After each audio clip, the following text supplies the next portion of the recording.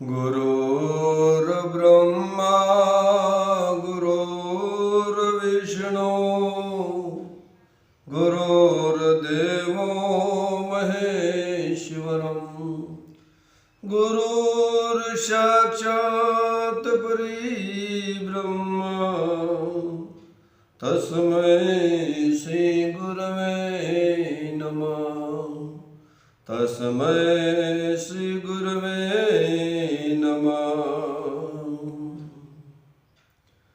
તમે દર્પણના આગળ જો ને એટલે જેવા છો એવું જ દર્પણ બતાવો, કારણ કે દર્પણ કોઈ દાડો જુઠ્ઠું બતાવે નહીં, પણ દર્પણ સાચે સાચું જેમ બતાવે છે એમ સદગુરુ પણ તમને જેવા છે એવું જ દર્શન કરાવે છે, તમારું દર્શન કરાવે છે, બીજા કોઈનું દર્શન નહીં।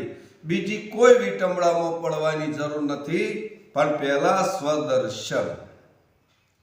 અને સદગુરુ એ પ્રગટ પરમાત્મા છે, એટલે સદગુરુમાં જેટલી નિષ્ઠા આવવાનો એટલો તમારે સફર આગળ થશે।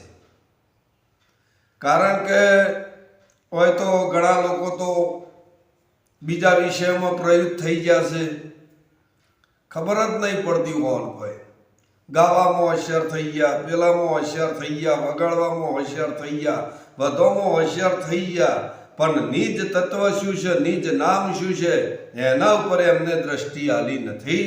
એ દ્રષ્ટિ કેવલ સદગુરુ મહારાજ જ આપી શકે। એક ભાઈ તો તંબુરો લઈને બેઠેલો, તાર જરાવન હાથમાં તો બીડી।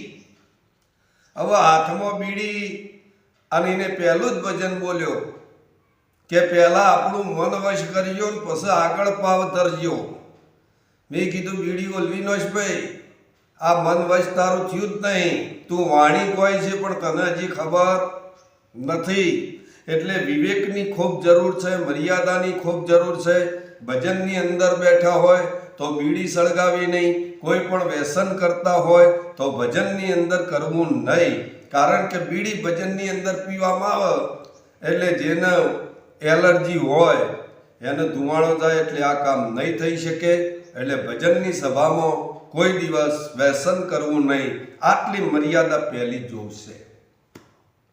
અને એ મર્યાદા રાખીને જો આપણે બેસીશું તો જ આનંદ આવશે। પહેલા સંત મહાપુરુષોનો હોબળો, અને હોબળ્યા પછી તમારું લક્ષ્ય બંધાય, પણ તમે હોબળતા જ નહીં। એટલે આ હોબળો મહાપુરુષોને સોંભળો, અને જો એક લક્ષ્યથી સોંભળવામાં આવશે તો માર્ગ તમને મળી જશે, માર્ગ હોગવો નહીં પડે। પણ મહાપુરુષોનો જે સત્સંગ છે એ સત્સંગ તમારે સાંભળવાનો છે।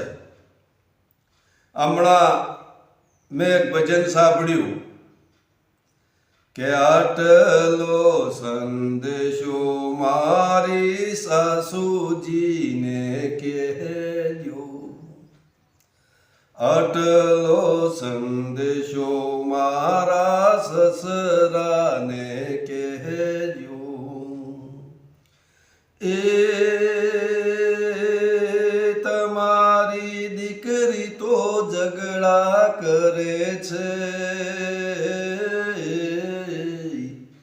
આટલો સંદેશો મારી સાસુજીને કહેજો।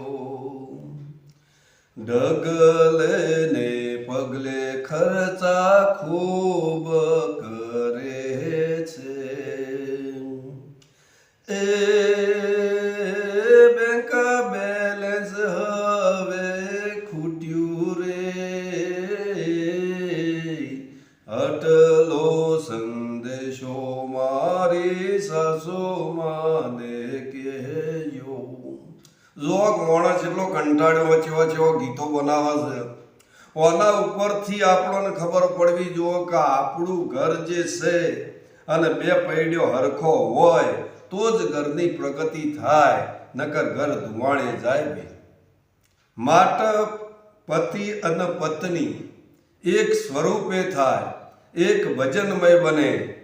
તમારું આખું ગૃહસ્થી જીવન ભજનમય જ્યારે બનશે ત્યારે તમને અનેરો આનંદ આવશે. પહેલી શરૂઆત ઘરથી થાય. ઘરથી જ્યારે ભક્તિની શરૂઆત થાય એટલે ખૂબ આનંદ આવે. કારણ કે જ્યારે આ ભક્તિની શરૂઆત સદગુરુએ ઘરથી કરવાની કરી છે. ઘરમાં વિવેકની જરૂર પડશે, મર્યાદાની જરૂર પડશે. જો તમારા ઘેર જ્ઞાન આપ્યું છે ને તો કોઈ પણ સંત પ્રગટ પરમાત્મા હોય આપવાના જ છે. એમાં કોઈ મીન મેખ રહેવાનો નથી. એટલે સદગુરુની નિષ્ઠા રાખી એમની વાત ઉપર બરાબર લક્ષ્ય આપજો. આટલું બોલી મારી વાણીને વિરામ આલું. જય